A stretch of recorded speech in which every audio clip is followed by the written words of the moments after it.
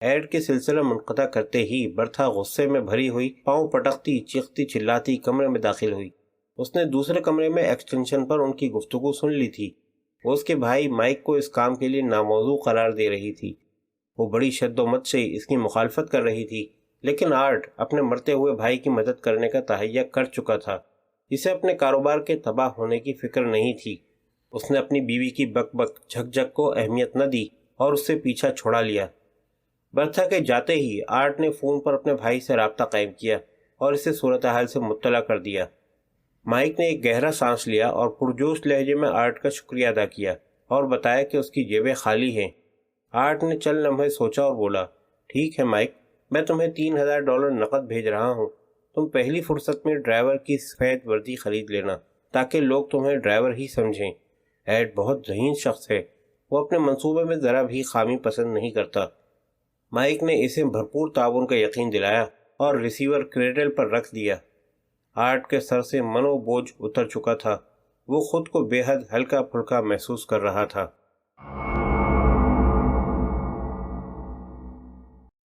دنیا کے سب سے مہنگے اور عالیشان ہوٹل روز کی سب سے اوپری منزل پر انتہائی شاندار فلیٹ بنایا گیا تھا۔ اس فلیٹ کی سج دھج اور آرائش و زیبائش دیکھ کے آنکھیں حیرت سے پھیل جایا کرتی تھیں۔ 5 وسیع و عریض کمرے تمام تر جدید سہولتوں سے آراستہ کیے گئے تھے۔ یہ ہوٹل کا سب سے مہنگا فلیٹ تھا اور پینٹ ہاؤس کہلاتا تھا۔ ان دنوں پینٹ ہاؤس میں ٹیکساس کے ارب پتی تیل کے تاجر سلاس برٹن کا اکلوتا بیٹا ولبر اپنی نئی نویلی دلہن کے ساتھ رہائش پذیر تھا۔ ولبر نے حال ہی میں شمالی امریکہ کے ایک کروڑ پتی کی بیٹی ماریا سے شادی کی تھی اور پیراڈائز سٹی میں ہنی مون منانے کا پروگرام بنایا تھا۔ ناز و نام میں پلی ہوئی حسین و جمیل اور ضدی ماریا کو آمادہ کرنے کے لیے اسے بڑے پاپڑ بیلنا پڑے تھے۔ ولبر کی عمر 29 برس کی ہو چکی تھی اور اب تک اس نے باپ کے کاروبار میں دلچسپی نہیں لی تھی۔ ولبر نے معاشیات کی اعلیٰ ترین ڈگری حاصل کی تھی اور 1 سال فوج میں میجر رہا تھا۔ اس کے باپ کے پاس 20 جدید ترین کشتیاں تھیں۔ ولبر نے سب سے اچھی کشتی منتخب کی تھی اور دنیا بھر کی سیر کی تھی۔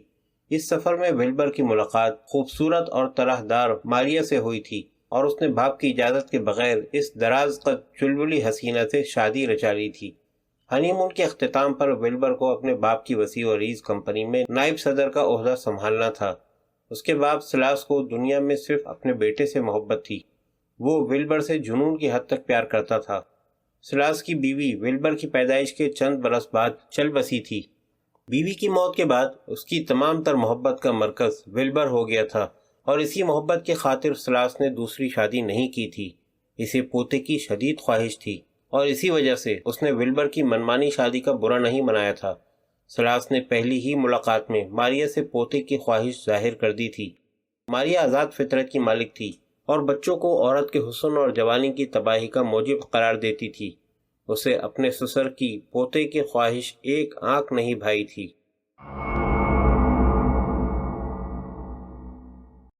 انیتا روز ہوٹل کی 20 خادماؤں میں سے ایک تھی جو ہوٹل کے فلیٹوں کی صفائی وغیرہ پر مامور تھیں۔ 23 سالہ پستہ قد انیتا کا رنگ گندمی تھا اور بال لمبے اور ریشم کی طرح ملائم تھے۔ انیتا کا تعلق کیوبا سے تھا اور وہ ہوٹل روز میں گزشتہ 1 برس سے کام کر رہی تھی۔ روزانہ غسل خانوں اور خوابگاہوں کی صفائی، بستر کی چادریں اور تکیوں کے غلاف بدلنا یہ انیتا کے فرائض تھے۔ وہ اپنا کام انتہائی محنت اور لگن سے کرتی تھی اور آج تک اس نے انتظامیہ کو شکایت کا موقع نہیں دیا تھا۔ اس وقت انیتا ولبر کا غسل خانہ صاف کر چکی تھی اور اس کام میں صرف 5 منٹ صرف ہوئے تھے۔ وہ بیچارہ اپنے تولیے بھی تہہ کر کے اسٹینڈ پر رکھ دیتا تھا۔ عذابناک مرحلہ تو اس کی بیوی ماریا کے غسل خانے کی صفائی کا تھا۔ انیتا کی نظر سے آج تک اتنی غلیظ اور لاپرواہ عورت نہیں گزری تھی۔ سلیقہ اور قلینہ تو اسے چھو کر بھی نہیں گزرا تھا۔ انیتا کو ماریا کا غسل خانہ صاف کرنے میں 1 گھنٹہ لگ جاتا تھا اور اس تمام عرصے میں وہ ماریا کو زیر لب گالیاں اور کوسنے دیتی رہتی تھی۔ اس امیر کتیا کے لیے اس کے دل میں شدید نفرت اٹھتی تھی، مگر وہ بڑبڑانے کے سوا اور کر بھی کیا سکتی تھی۔ کاش اس کے بس میں ہوتا تو وہ اس حرافہ کی چٹیا پکڑ کے اتنی چک پھیریاں دیتی کہ اس کا سارا پھوہڑ پن رخصت ہو جاتا۔ انیتا کو اپنے شوہر پیڈرو کا خیال نہ ہوتا تو وہ محض ماریا کی گندگی کی وجہ سے اس ملازمت پر لات مار کے چل دیتی۔ पेड्रो से उसकी शादी को 2 बरस हुए थे। क्यूबा के दारुल हवाना में वो बड़ी कस्मोपुरसी में गुजारा कर रहे थे। इन्हें पेट भर के खाना भी नसीब नहीं होता था। ऐसे में पेड्रो ने मियामी चलने की तजवीज़ पेश की थी और वो मियामी चले आए थे। ये अनीता की खुशकिस्मती थी कि उसे दुनिया के सबसे महंगे होटल रोज़ में सफाई करने की मुलाजमत मिल गई थी, लेकिन पेड्रो इस मामले में बदनसीब ही रहा था। इसे कभी कभार सड़कें साफ करने का आर्जी काम मिल जाता था, जिससे खातिर ख्वाह पैसे भी नहीं मिलते थे। अनीता अपने शौहर पेड्रो को दुनिया का वजीह तरीन मर्द समझती थी। इसके अलावा और कोई मर्द उसकी नज़रों को भाता ही नहीं था। वो पेड्रो को जुनून की हद तक चाहती थी कि दुबला पतला स्याह शख्स अनीता के दिलो दिमाग पर पूरी तरह हावी हो चुका था। वो हंसी खुशी पेड्रो की मार और झड़कियां सहती थी और कभी हरफ शिकायत जबान पर नहीं लाती थी। वो जो कुछ कमाती थी अपने प्यारे शौहर के हवाले कर देती थी। पेड्रो की मोहब्बत अनीता के लिए काफ़ी थी। वो अनीता के कपकपाते जिस्म को अपनी मजबूत बाहों में समेटता था तो उसकी सारी थकन दूर हो जाती थी और इस लम्हे वो खुद को दुनिया की सबसे खुशकिस्मत औरत समझने लगती थी। वो शहर से बाहर कई मंजिला बोशीदा सी इमारत में एक कमरे के नीम तारीक और गंदे फ्लैट में रहाइश पजीर थे। इमारत में चौथे दर्जे के मुलाजमीन रहते थे। वो पेड्रो की मोहब्बत के नशे में सरशार थी। उसे ये ख्याल कभी परेशान नहीं करता था कि उसका शौहर काहिल और निखट्टू है। उसकी जान तोड़ मेहनत की कमाई पर गुजारा करते हुए वो किसी भी मुलाजमत पर एक हफ्ते से ज्यादा नहीं टिका था। वो पिछले 1 साल से क्यूबा में अपने बाप के गन्ने के खेतों पर जाने का सोच रहा था, मगर उनके पास इतने पैसे ही जमा नहीं हो पा रहे थे कि इस इरादे को अमली जामा पहनाया जाता। पेड्रो जब भी वापसी का रोना रोता, अनीता उसकी पुश्त सहलाने लगती, इसे तसल्ली देती, सब्र की तलकीन करती। अनीता को यकीन था कि उनके अच्छे दिन ज़रूर आएंगे। वो पेड्रो को समझाती कि गन्ने काटना भी कोई ज़िंदगी है। वो यहीं बेपनाह मेहनत करेगी और बहुत जल्द उनके हालात अच्छे हो जाएंगे। मारिया के गलीज गुस्ल खाने की सफाई करते हुए वो पेड्रो के बारे में सोच रही थी। सुबह उसने वादा किया था कि वो काम की तलाश में निकलेगा। ये कोई नई बात नहीं थी। 20 मरतबा पेड्रो ने इसे यकीन दहानी कराई थी, मगर आज तक वो बेरोजगार ही रहा था। हफ्ते के इख्तिताम तक वो अनीता की सारी कमाई उड़ा दिया करता था और अक्सर उनके पास खाने के लिए पैसे नहीं होते थे। वो अनीता से समर की शिकायत करता था और वो ज्यादा मेहनत का वादा कर लेती थी। इधर अनीता गुस्ल खाने की सफाई कर रही थी और उधर पेड्रो साहिल पर एक घटिया शराब खाने में अपने हमवतन दोस्त रॉबर्टो के साथ बैठा घटिया तरीन शराब से शुगल कर रहा था। रॉबर्टो 3 साल से इस इलाके में रहाइश पजीर था। पस्ता कद और मोटा रॉबर्टो अमीरों की आलीशान किश्तियों की सफाई करके जैसे तैसे जिंदगी की गाड़ी खींच रहा था। वो पेड्रो का गहरा दोस्त था और इसीलिए आज उसने पेड्रो को एक काम के सिलसिले में बातचीत के लिए बुलाया था। जरा सी कोशिश और हिम्मत से $3000 उनके हाथ आ सकते थे। रॉबर्टो अपनी ज़ात की हद तक खतरात से खेलने का कायल नहीं था। वो दूसरों के कांधों पर बंदूक रखकर चलाना पसंद करता था। पेड्रो ने तीसरा जाम चढ़ाया तो रॉबर्टो ने लोहे को गर्म देखते हुए चोट मारने का फैसला कर लिया और बोला, पेड्रो, क्या तुम $1000 कमाना पसंद करोगे? क्यों नहीं करूँगा। इस रकम से तो मैं अपनी बीवी के साथ वापस क्यूबा जा सकता हूँ, अपने बाप के गन्ने के खेत संभाल सकता हूँ। ये बताओ, मुझे काम क्या करना होगा? काम ज़्यादा मुश्किल नहीं है, बस ज़रा जुर्रत की ज़रूरत है और $1000 तुम्हारी जेब में होंगे। तुम कोराल स्ट्रीट पर मेली खोली को तो जानते ही हो। 4 इमारतों के इस ब्लॉक में कुल 70 किराएदार हैं और हर किराएदार $60 अदा करता है। इस तरह पूरे ब्लॉक से कुल $4200 वसूल होते हैं। इसी ब्लॉक की एक इमारत में एबी लीवी नामी एक यहूदी भी रहता है। एबी इमारतों की देखभाल के अलावा किराया वसूल करने का काम भी करता है। वो इमारतों के मालिकान के मफादात का निगरान है। हर जुम्मे को वो फ्लैट के दरवाजे पर दस्तक देता है और किराया वसूल करता है और $4200 वसूल करने के बाद अपने कमरे में पहुंच जाता है और हिसाब करके दूसरी सुबह तमाम रकम दफ्तर में जमा करवा देता है। ये उसका बरसों का मामूल है। मैं कई महीनों से उसकी निगरानी कर रहा हूँ, उस पर नज़र रखे हुए हूँ। एबी हद से ज़्यादा डरपोक है। पिस्तौल तुम्हारे हाथ में देखते ही वो थरथर कांपने लगेगा और तुम्हारी एक ही भपकी से तुम्हारे कदमों में गिर जाएगा। उसे लूटना बच्चों का काम है पेड्रो। वो बेहद मोटा और बूढ़ा है। तुम्हारा काम महज ये होगा कि जब एबी जमा शुदा रकम गिन रहा हो تو پستول لے کے بے دریغ اس کے کمرے میں گھس جاؤ، سخت لہجے میں اسے رقم دینے کا حکم دو اور وہ چند منٹوں میں سرتاپا کپ کپاتے ہوئے ساری رقم تمہارے حوالے کر دے گا۔ یہ بہت آسان کام ہے پیڈرو۔ پیڈرو کی آنکھیں چمکنے لگیں اور وہ پرجوش لہجے میں بولا، تجویز بہت اچھی ہے، یہ کام کل ہوگا؟ ہاں، رابرٹو نے ہونٹوں پر مکار سی مسکراہٹ بکھیر کے کہا، لیکن ایبی کو تمہیں قابو کرنا ہوگا۔ اس کام میں تمہارا ساتھ ضرور دیتا، لیکن مسئلہ یہ ہے کہ ایبی مجھے جانتا ہے، میں پستول لے کے اس کے کمرے میں گھسا تو گڑبڑ ہو جائے گی۔ تمہاری بات اور ہے، ایبی نے آج تک تمہاری شکل نہیں دیکھی، تم پستول کی نالی کا رخ اس کی طرف کرو گے تو وہ دہشت زدہ ہو جائے گا۔ میں باہر تمہارا انتظار کروں گا اور تم اس بزدل سے رقم چھین کر لے آؤ گے، ٹھیک ہے نا؟ پیڈرو کی آنکھوں کی چمک یکلخت ہی جاتی رہی۔ اس نے چند لمحے غور کیا، پھر نفی میں سر ہلا کے بولا، اس کا مطلب ہے تم تو کسی قسم کا خطرہ مول ہی نہیں لوگے۔ سارا کام تو میں کروں گا اور ملائی تم کھاؤ گے۔ میں اس کام کے $2000 لوں گا۔ تم بھی عجیب آدمی ہو، رابرٹو نے دھیمی آواز میں کہا۔ میں تمہیں معقول رقم کمانے کا موقع فراہم کر رہا ہوں اور تم ناشکراپن کر رہے ہو۔ میں یہ کام کسی اور سے بھی کرا سکتا ہوں، مگر تم میرے دوست ہو، ضرورت مند ہو۔ کام اتنا مشکل نہیں ہے جتنا تم سمجھ رہے ہو۔ تمہیں ایک بزدل شخص کو گھرکی دے کے رقم اینٹنی ہے۔ نہیں یار، میں اتنے آسان کام کے $2000 نہیں دے سکتا۔ میں $1500 سے کم کسی صورت میں نہیں لوں گا۔ ٹھیک ہے، رابرٹو نے کہا، آؤ اب تفصیلات طے کر لیتے ہیں۔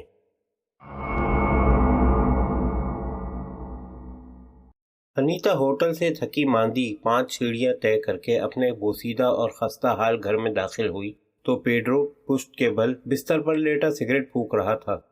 اس کے چہرے پر گھمبیرتا تھی، وہ گہری سوچ میں غرق تھا۔ اس کے لبوں پر ہلکی سی مسکراہٹ تھی۔ اسے دیکھتے ہی انیتا سمجھ گئی کہ وہ خیالی پلاؤ پکا رہا ہے۔ انیتا کو 3 گھنٹے بعد ہوٹل روز دوبارہ ڈیوٹی پر پہنچنا تھا، جو 8 بجے شب شروع ہوتی تھی۔ وہ بہت زیادہ تھکی ہوئی اور پریشان تھی، لیکن اپنے شوہر کو دیکھتے ہی اس کی ساری تھکن اتر گئی۔ پیڈرو کو مطمئن اور مسرور دیکھ کے وہ خوشی سے نہال ہو گئی تھی۔ وہ پرجوش لہجے میں بولی، گویا تمہیں ملازمت مل ہی گئی۔ میں نے تمہارے چہرے کو پڑھ لیا ہے کہ آج تمہیں کامیابی حاصل ہوئی ہے۔ سنیچر کو ہم ہوانہ واپس جا رہے ہیں، پیڈرو نے کہا۔ میں نے ہوائی جہاز کی ٹکٹوں کے لیے پیسوں کا انتظام کر لیا ہے اور وہ اتنے ہیں کہ اپنے باپ کی مالی پریشانیاں بھی دور کر سکتا ہوں۔ انیتا اسے غیر یقینی سے دیکھتے ہوئے بولی، یہ ناممکن ہے پیڈرو۔ ممکن ہے میری جان، پیڈرو نے تکیے کے نیچے سے رابرٹو کا دیا ہوا ریوالور نکالتے ہوئے کہا۔ اس ہتھیار کی مدد سے میں اپنے مسائل حل کر سکتا ہوں۔ انیتا کی تو جیسے جان ہی نکل گئی۔ وہ دھپ سے بستر کے کنارے پر بیٹھ گئی۔ اسے کئی مہینوں سے خدشہ تھا کہ پے در پے ناکامیوں سے تنگ آ کے پیڈرو ضرور کوئی غیر قانونی کام کر گزرے گا۔ وہ اپنے شوہر سے التجا آمیز لہجے میں بولی، نہیں میری جان، ایسا نہ کہو، پھینک دو اس ہتھیار کو، یہ ہمیں تباہی کی طرف لے جائے گا۔ پیڈرو نے ریوالور واپس تکیے کے نیچے رکھ دیا اور سرد لہجے میں بولا، میں اس رینگتی سسکتی زندگی سے تنگ آ چکا ہوں۔ مجھے گھر جانے کے لیے پیسوں کی ضرورت ہے اور وہ میں حاصل کر کے رہوں گا۔ میں نے رابرٹو سے اس بارے میں تفصیل سے بات کی ہے۔ کام بہت آسان ہے، 15-20 منٹ کی بات ہے اور پھر میری جیبیں نوٹوں سے بھری ہوئی ہوں گی۔ سنیچر کو میں ہر حال میں اپنے وطن روانہ ہو جاؤں گا۔ اگر تم چاہو تو یہاں ٹھہر سکتی ہو۔ میں اس ذلیل جگہ کو چھوڑنے کا تہیہ کر چکا ہوں۔ یہ میرا حتمی فیصلہ ہے۔ یہ تمہاری خوش فہمی ہے پیڈرو، انیتا نے دنیا جہاں کا درد اپنے لہجے میں سموتے ہوئے کہا۔ غیر قانونی کاموں میں خطرہ ضرور ہوتا ہے، خدا کے لیے اپنا فیصلہ بدل دو۔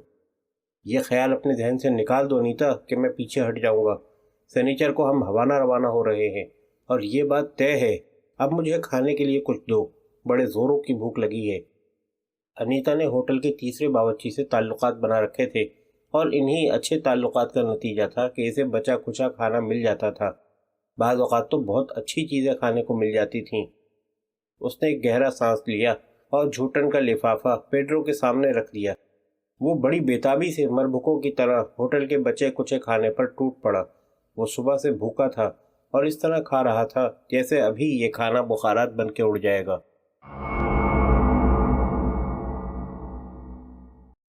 سارجنٹ ٹام بے چینی سے ڈیوٹی ختم ہونے کا انتظار کر رہا تھا۔ ہر جمعے کو وہ اتنی ہی بےتابی سے ڈیوٹی ختم ہونے کا انتظار کیا کرتا تھا۔ ہفتے کے 7 دنوں میں جمعہ اس کا سب سے زیادہ پسندیدہ دن تھا، کیونکہ آنے والے 2 روز چھٹی کے ہوا کرتے تھے۔ ٹام نے اپنی کلائی کی گھڑی پر نظر ڈالی۔ چھٹی ہونے میں 10 منٹ باقی تھے۔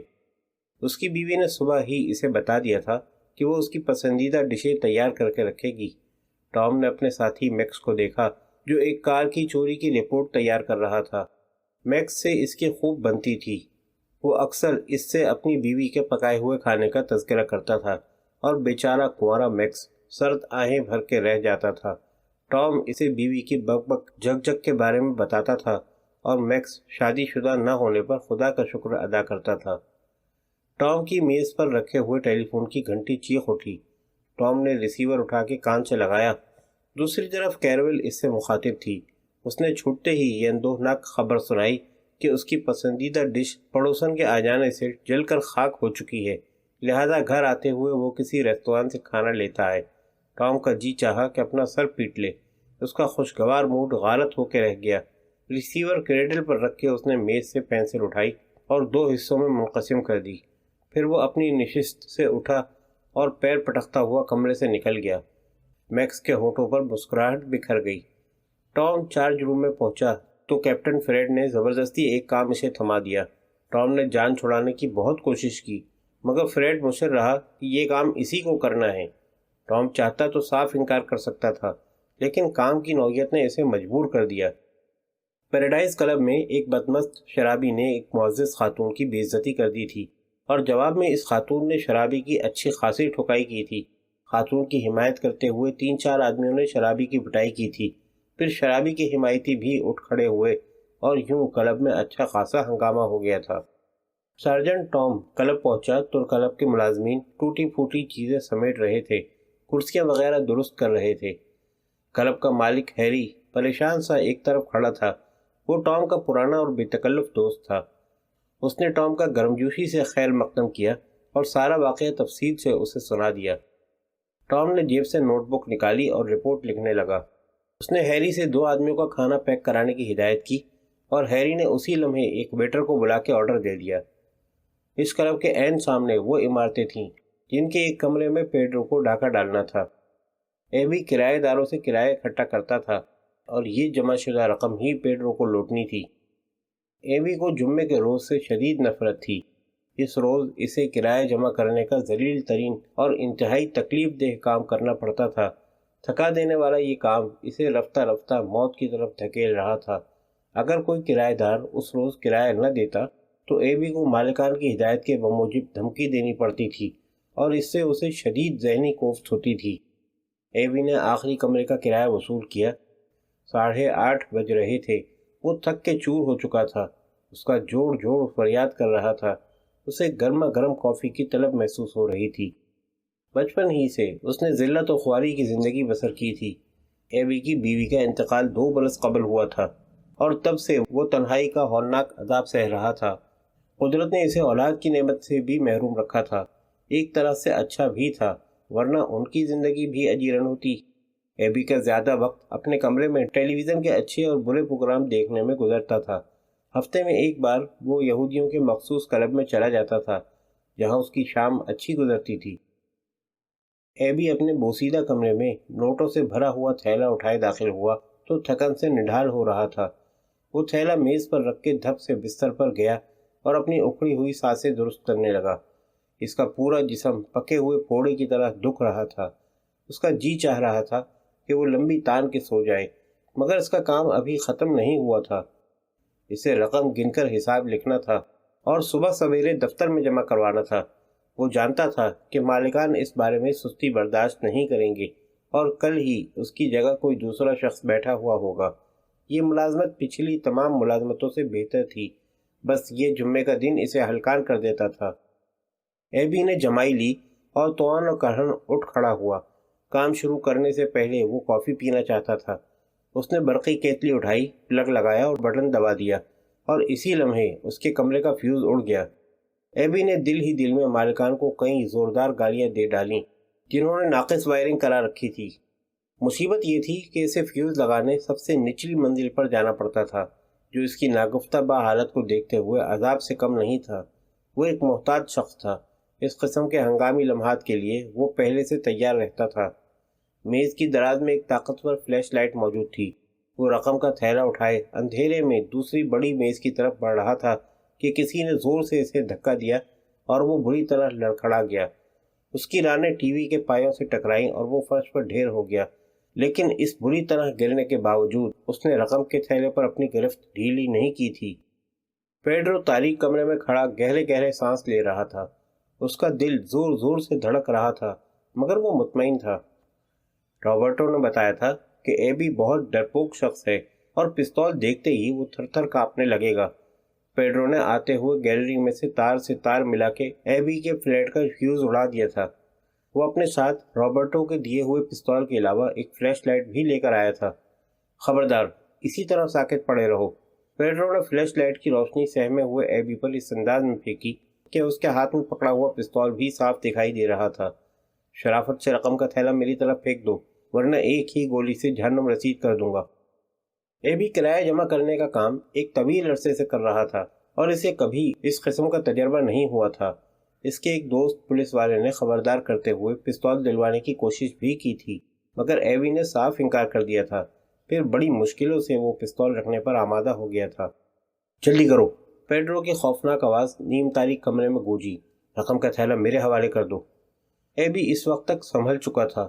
تھیلا اس نے دونوں ہاتھوں سے تھام رکھا تھا۔ ڈاکو کی پھنکارتی ہوئی سرد آواز نے اسے دہشت زدہ کر دیا تھا۔ اس نے عافیت اسی میں جانی کہ تھیلا ڈاکو کے حوالے کر دے۔ نوکری سے زیادہ اسے اپنی جان عزیز تھی۔ اس نے چپ چاپ تھیلا اٹھا دیا، جو ڈاکو کے قدموں میں جا گرا۔ پیڈرو نے ایک فتح مندانہ احساس کے ساتھ تھیلے کو دیکھا اور اس کے رگوں پہ میں خوشی کی لہر دوڑ گئی۔ کل وہ اپنی بیوی کے ساتھ وطن روانہ ہو جائے گا اور اس کا مدتوں سے بچھڑا ہوا باپ اسے دیکھ کے خوشی سے پورا نہیں سمائے گا۔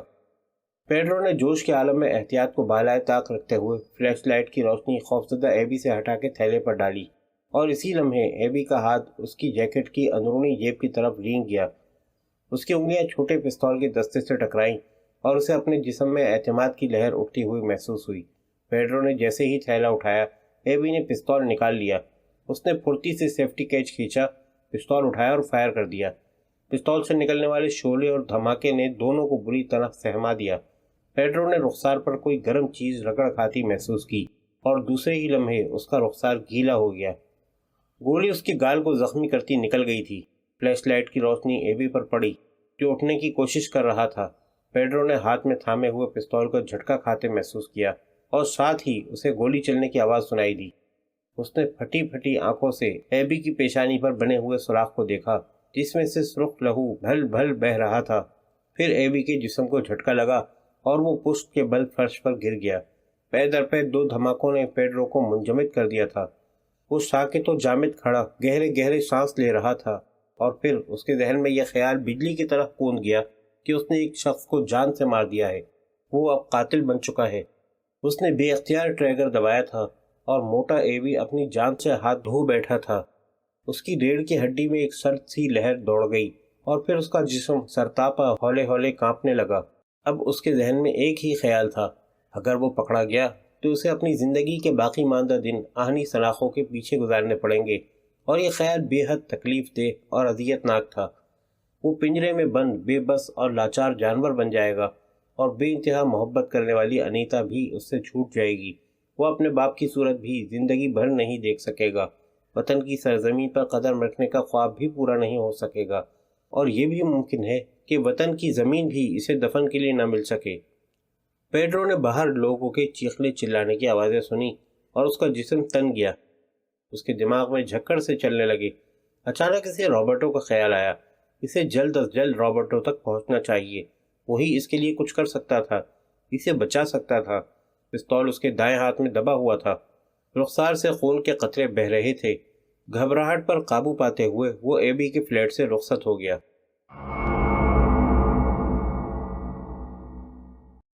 رابرٹو نیم وا دروازے کے پیچھے کھڑا بے چینی سے پیڈرو کا انتظار کر رہا تھا۔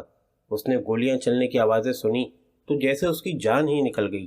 اس کا دل ڈوبنے لگا۔ اس نے دروازہ کھلنے اور بند ہونے کی آوازیں سنی۔ اس نے دیکھا کہ کرایہ دار فلیٹوں سے نکل کر گیلریوں میں جمع ہو رہے تھے۔ بے وقوف پیڈرو نے سارا کام خراب کر دیا تھا۔ وہ دل ہی دل میں خیر و عافیت کی دعائیں مانگنے لگا۔ اس کے دل میں ایک ہی خیال تھا، اور وہ یہ کہ پیڈرو نے موٹے یہودی کو قتل نہ کر دیا ہو۔ وہ جلدی سے ان لوگوں میں شامل ہو گیا جو عمارت کی سیڑھیوں کو دیکھ رہے تھے، اور پھر اس نے پیڈرو کو دیکھا۔ خون اس کے رخسار سے بہہ رہا تھا۔ پیڈرو نے خوفزدہ اور سہمے ہوئے چہروں کو دیکھا۔ وہ سب بے حس و حرکت اسی کی طرف دیکھ رہے تھے۔ وہ جان گیا تھا کہ اتنے لوگوں کے ہوتے ہوئے وہ فرار نہیں ہو سکے گا، اور پھر اس نے بغیر سوچے سمجھے ایک طرف دوڑ لگا دی۔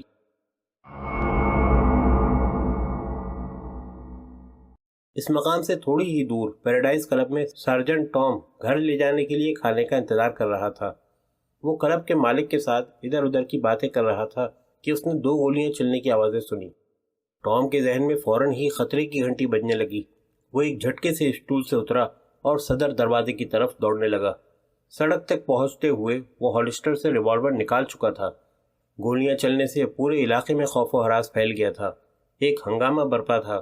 کاروں کے ٹائر چیخ رہے تھے، دروازے کھل رہے تھے، اور لوگ جائے وقوع کی طرف دوڑ رہے تھے۔ اسی لمحے پیڈرو دوڑتا ہوا سڑک پر آ گیا۔ اس کے چہرے پر پھیلے ہوئے خون اور ہاتھ میں پستول دیکھ کے مجمع کائی کی طرف پھٹ گیا اور بھگدڑ سی مچ گئی۔ لوگ چیختے چلاتے ہوئے بے تحاشا ادھر ادھر بھاگنے لگے۔ ٹام نے پیڈرو کو پاگلوں کی طرح کاروں کے درمیان بھاگتے ہوئے دیکھا اور رفتار تیز کر دی۔ وہ برق رفتاری سے اس کی طرف دوڑ رہا تھا۔ پیڈرو نے ایک پولیس والے کو پستول لیے اپنی طرف بڑھتے دیکھا تو اس کی آنکھیں خوف سے پھیل گئیں اور دماغ معاف سا ہو گیا۔ اس نے بغیر سوچے سمجھے اپنی طرف بڑھتے ہوئے پولیس والے پر گولی چلا دی، مگر اسی لمحے ایک سیاہ فام عورت اندھا دھند دوڑتی ہوئی پولیس والے کے سامنے آ گئی۔ گولی عورت کے پیٹ میں گھس گئی اور وہ چیخ مار کے منہ کے بل زمین پر گر گئی۔ ٹام نے پیڈرو کو روکنے کا حکم دیا، مگر اس نے تعمیل نہیں کی اور مخالف سمت میں دوڑنے لگا۔ ٹام نے دونوں ہاتھوں میں ریوالور تھام لیا۔ اس کی ٹانگیں قدرے پھیل گئیں۔ اس نے نشانہ لیا اور گولی چلا دی۔ پیڈرو نے ایک آگ سی اپنے پشت میں گھستی محسوس کی۔ وہ بری طرح لڑکھڑایا اور منہ کے بل زمین پر گر گیا۔ تھیلا اور رابرٹو کا دیا ہوا پستول، دونوں چیزیں اس کے ہاتھوں سے چھوٹ گئی تھیں اور اسے اپنے جسم میں درد کی لہریں پھیلتی ہوئی محسوس ہو رہی تھیں۔ اسی لمحے پولیس کی ایک کشتی کار آ کر رکی اور 2 پولیس افسر کار سے اتر کے تیزی سے ٹام کے قریب پہنچ گئے۔ وہ تینوں پیڈرو کے قریب آئے۔ ایک پولیس افسر نے جھک کے پیڈرو کی نبض دیکھی اور سیدھا ہوتے ہوئے بولا، یہ ابھی زندہ ہے۔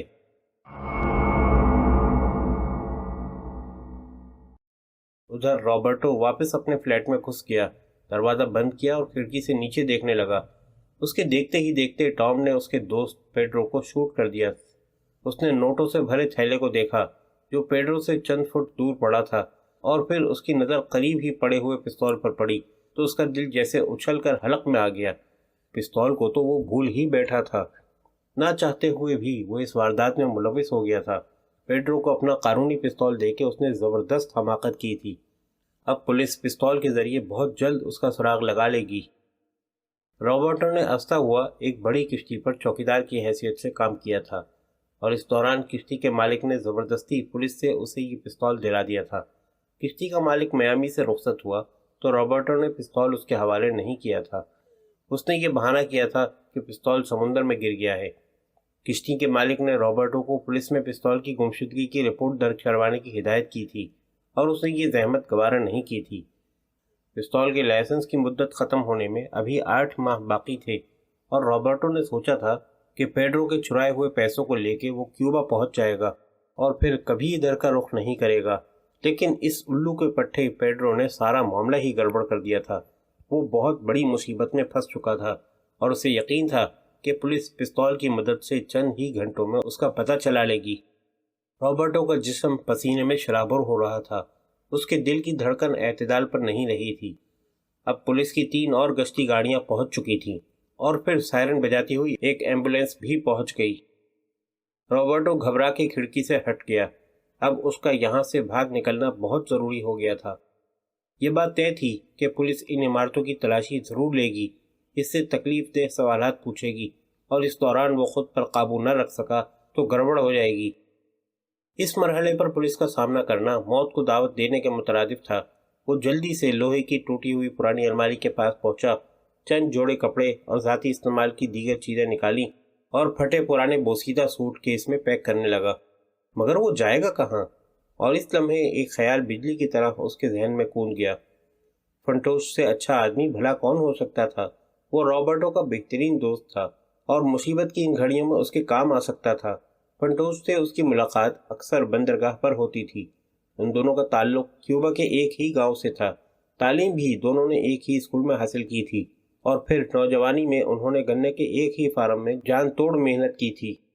وہ اس کے بہت برے دنوں کا ساتھی تھا اور ان برے دنوں میں بھی اس کے کام آ سکتا تھا۔ وہ اس معاملے میں اس پر پورا بھروسہ کر سکتا تھا۔ رابرٹو نے فلیٹ کا دروازہ کھولا اور جھانک کے گیلری میں دیکھنے لگا، جہاں اس کے بہت سے پڑوسی اس کی طرف پشت کیے کھڑے تھے۔ وہ سب نیچے پولیس کی کارروائی بڑے انہماک سے دیکھ رہے تھے۔ رابرٹو نے سوٹ کیس اٹھایا اور گیلری میں دبے قدموں زینے کی طرف بڑھنے لگا۔ آہستگی سے چلتے ہوئے اس نے گیلری کو عبور کیا اور سیڑھیاں اترنے لگا۔ شکر ہے کسی نے اسے جاتے ہوئے نہیں دیکھا تھا۔ وہ پھرتی سے نیچے پہنچا اور تیزی سے ایک طرف دوڑنے لگا۔